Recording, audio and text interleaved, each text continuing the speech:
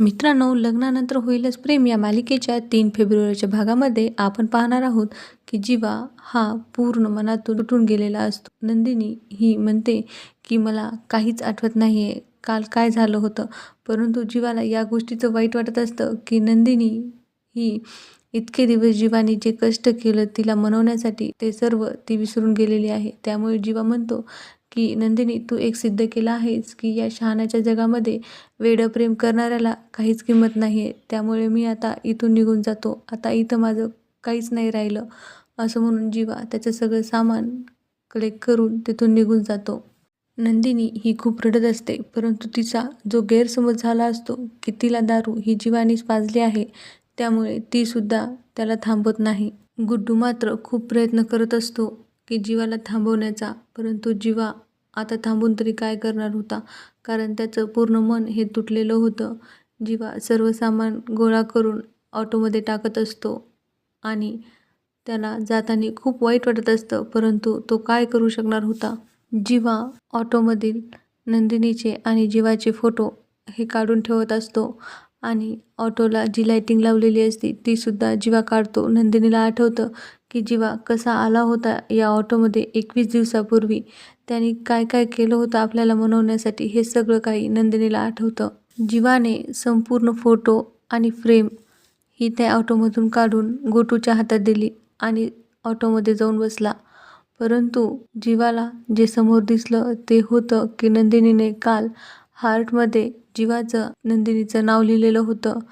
जीवाला खूप वाईट वाटत असतं, परंतु जीवा ऑटोमधून उतरतो आणि ते नाव पुसून टाकतो, कारण नंदिनीला मात्र काहीच आठवत नसतं. जीवा तिथून निघून जातो आणि मागे राहते ती नंदिनी. नंदिनी खूप रडत असते आणि नंदिनीची आई ही नंदिनीला आधार देते.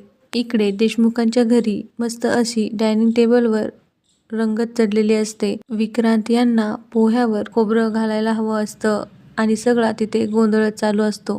परंतु पार्थचं कुठेच लक्ष लागत नसतं. तो फक्त काव्याची वाट पाहत असतो आणि हे सर्व मानिनी काकू आणि विक्रांत नोटीस करत असतात. विक्रांत हे पार्थला म्हणतात की काय झालं पार्थ, तुझी मान दुखते आहे का? का बरं सारखे मागे वळून पाहतो आहेस? यानंतर पार्थ म्हणतो की नाही, काहीच काय, मी फक्त काव्याची वाट पाहत आहे, कारण काव्या या रात्रीपर्यंत खूप उशिरापर्यंत अभ्यास करत बसल्या होत्या आणि त्या उठल्या आहेत की नाही माहीत नाही, उगाच त्यांचा ब्रेकफास्ट राहायचा. यानंतर पार्थला चिडवतच विक्रांत म्हणतो की बघ बघ मानिनी, देशमुखांना किती बायकांची काळजी असते ते. यानंतर मानिनी काकू म्हणतात की हो, ती तर असायलाच हवी ना. इतक्यात छान अशा साईड म्युझिक सहित काव्याची एंट्री दाखवतात. काव्या खूप गोड सुंदर अशी तयार झालेली असते आणि तिला पाहून पार्थसुद्धा खूप खुश झालेला असतो. आणि रम्याला मात्र पार्थ आणि काव्या हे दोघेजण एकमेकांमध्ये गुंतलेले पाहून खूप राग येत असतो. यानंतर काव्या ही खाली येते आणि विक्रांत आणि मानिनी काकूंना गुड मॉर्निंग म्हणते आणि ते दोघेसुद्धा काव्याला गुड मॉर्निंग म्हणतात.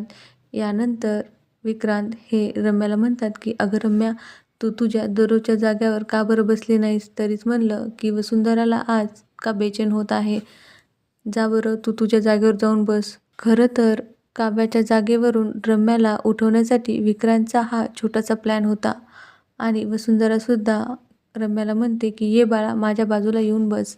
त्यानंतर रम्या तिथून उठते आणि स्वतःच्या जागेवर जाऊन बसते. इतक्यात विक्रांत हे काव्याला तिथे बसण्यासाठी सांगतात. काव्याचे केस हे ओले असतात आणि समोर आलेले केस पाठीमागे सारण्यासाठी काव्या त्यांना बाजूला करते आणि त्याचं पाणी हे पार्थच्या अंगावर उडून जातं. त्यामुळे ते दोघेजण एकमेकांकडे पाहतच बसलेले असतात. त्या दोघांना असं पाहून विक्रांत आणि मानिनी हे त्यांची चेष्टा करतात. यानंतर काव्या ही पार्थला सॉरी म्हणते आणि गुड मॉर्निंग सुद्धा म्हणते आणि पार्थसुद्धा काव्याला गुड मॉर्निंग म्हणतो. इतक्यात पार्थचा फोन हा रिंग होतो. फोन रिसीव केल्यानंतर पार्थ म्हणत असतो की काय, जीवा आलाय? हे ऐकून काव्या आणि मानिनी काकू तसेच विक्रांत यांना खूप आनंद होतो, परंतु वसुंधरा आणि रम्या यांना फार वाईट वाटत असतं. फोन ठेवल्यानंतर पार्थ सांगतो की वॉचमन दादांचा फोन आला होता, जीवा खाली आला आहे. हे ऐकून मानिनी काकू म्हणते मी औक्षणाचं ताट हे करायचंच विसरले. इतक्यात काव्या म्हणते की आई तुम्ही थांबा, मी तयार करते ते ताट. तोपर्यंत सर्वजण हॉलच्या दाराजवळ येऊन उभा राहतात, कारण आता जीवा येणार होता. परंतु जीवाला एकटं पाहून सर्वजण चकित होतात आणि काव्यासुद्धा ताट घेऊन तिथे आलेली असते. जीवाला एकटं पाहून विक्रांत हे जीवाला विचारतात की जीवा, अरे नंदिनी कुठे आहे? ती सुद्धा येणार होती ना तुझ्यासोबत? परंतु जीवा हा काहीच बोलत नसतो. इतक्यात पार्थसुद्धा जीवाला विचारतो, नंदिनी कुठे आहे जीवा? तेव्हा जीवा जे उत्तर देतो ते मात्र सर्वांना हादरून टाकतं. जीवा म्हणतो की कोण नंदिनी? मी एकटाच आलो आहे, असं म्हणून जीवा हा आतमध्ये निघून येतो. जीवा आतमध्ये येऊन सोफ्यावर बसलेला असतो.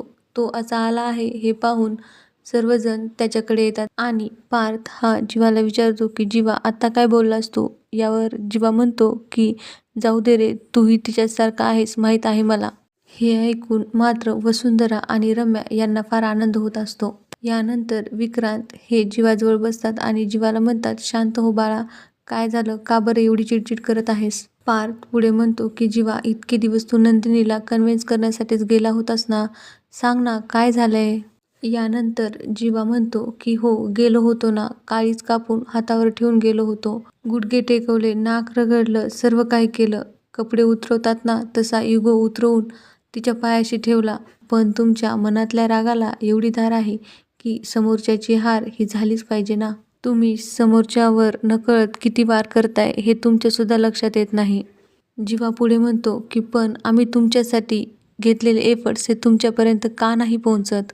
आम्ही केलेली एक चूक तुम्हाला दिसते, पण त्यानंतर आम्ही 99% जे एफर्ट्स घेतले आहेत तुमच्यासाठी ते कमी पडतात का?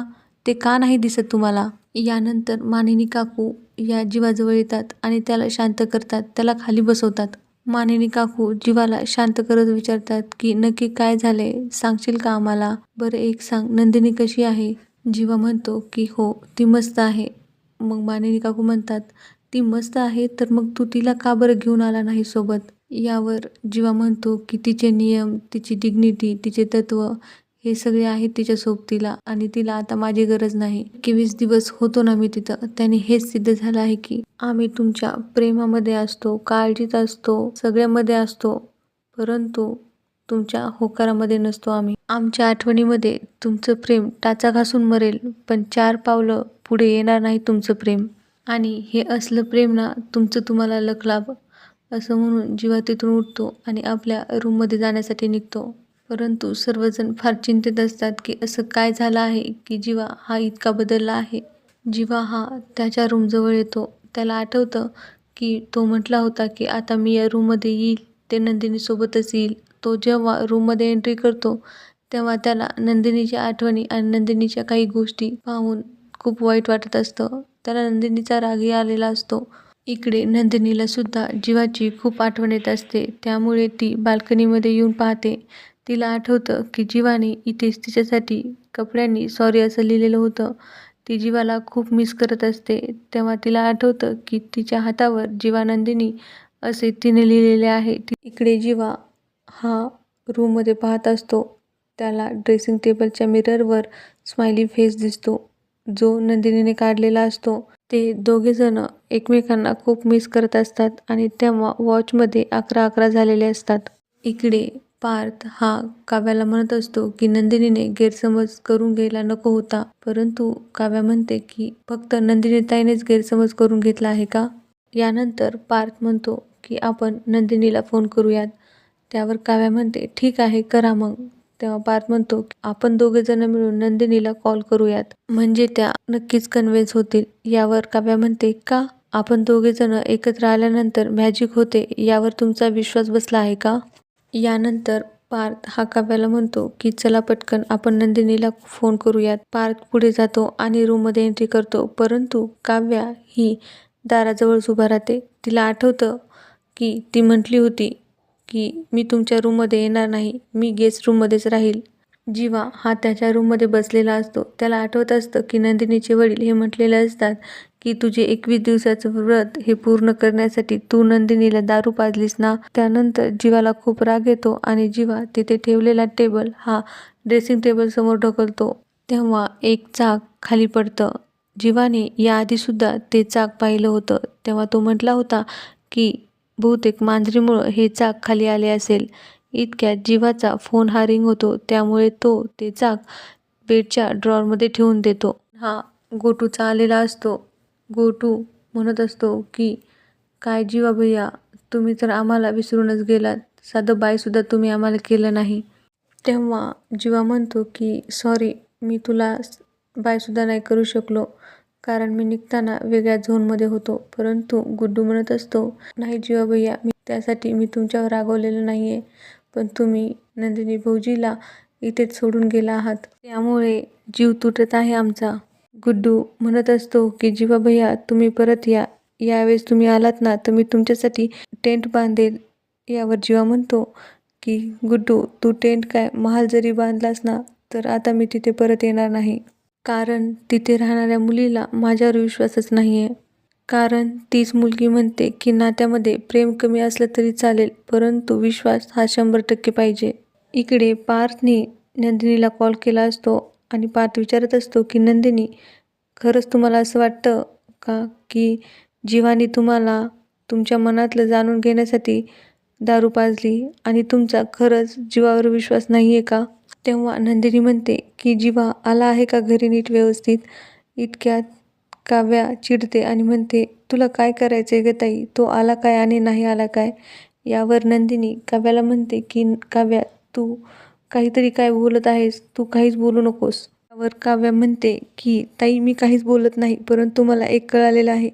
तुम्हाला प्रेम करता येतं, तुम्हाला अंतर राखून काळजी करता येते आणि समोरच्याला ताब्यातही ठेवता येतं, पण तुम्हाला विश्वास ठेवता येत नाही. बरोबर आहे ना पार्थ? पार्थ हा नंदिनीला विचारतो की सांगा ना नंदिनी, तुम्हाला खरंच वाटतं का की जीवाने तुम्हाला दारू पाजली? त्यावर नंदिनी म्हणते की नाही, मला माहीत नाही, परंतु जेव्हा ते म्हटले की नंदिनी तू मान्य कर ना की मी जिंकलो आहे, तेव्हा मला असं वाटलं. आणि बाबासुद्धा म्हटले की मला बोलतं करण्यासाठी जीवाने मला दारू पाजली.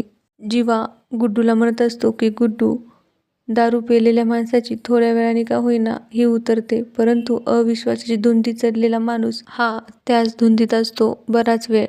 जीवा पुढे म्हणतो की आणि आता मला कोणाचीच नशा ही उतरवायची नाही, कारण मी स्वतःच शुद्धीवर आलेलो आहे. कारण मला आता कळाले की जे होणार आहे ते कोणीच टाळू शकत नाही आहे. यावर गुड्डू काळजीत जीवाला विचारतो की जीवा भैया, काय होणार आहे? काय म्हणत आहात तुम्ही? यावर जीवा म्हणतो, हेच की आता आमच्या डिवोर्सचा 6वा महिना आहे आणि हा महिना संपला की सगळं संपलं. हे ऐकून गुड्डूला खूप वाईट वाटतं. तो म्हणतो की जीवा भैया, हे तुम्ही काय म्हणत आहात? ही जी पब्लिक आहे ना ती सर्व तुम्हाला लव गुरु मानते. तुमच्या आणि नंदिनी भाऊजीच्या एक होण्याकडे आम्ही सगळेजण नजर लावून बसलेलो आहोत. गुड्डू म्हणतो की पिंकी कसम जीवा भैया, तुम्ही हार नका मानू. यानंतर जीवा म्हणतो की गुड्डू काळजी घे, 21 दिवस नंदिनी नाही तर तू माझ्यासोबत होतास. गुड्डूला जीवा म्हणतो की देव करो आणि तुझं आणि पिंकीचं भांडण हे लवकरच मिटो. असं म्हणून जीवा फोन ठेवतो. इकडे नंदिनी म्हणत असते की जाऊ देत, आपण नको या विषयावर बोलायला. पार्थ, जीवा तिकडे आला आहे, प्लीज त्याची काळजी घ्या. त्याला जे जे आवडतं ते सर्व त्याला खायला द्या. त्यांची काळजी घ्या. इतक्यात काव्या ही पार्थच्या हातातून फोन घेते आणि फोन कट करते. तेव्हा पार्थ म्हणतो की काव्या, हे काय केलं तुम्ही? नंदिनी बोलत होत्या. तेव्हा काव्या म्हणते की आता ताईचं बोलणं हे कानात नाही तर डोक्यात चाललं आहे. उगाच काळजीचं कुंपण नको झालंय आता. एकदाच काय तो निर्णय घ्या आणि संपून टाका सगळं. रोजचं मरण नको वाटत आहे आता. आता एकदाच काय ते मरण येऊ देत. असं म्हणून काव्या तिथून निघून जाते. मित्रांनो, जीवा आणि पार्थ दोघांच्याही मनात काव्या आणि नंदिनीवर खूप प्रेम आहे, पण नात्यात मात्र दुरावा हा वाढत चाललेला आहे.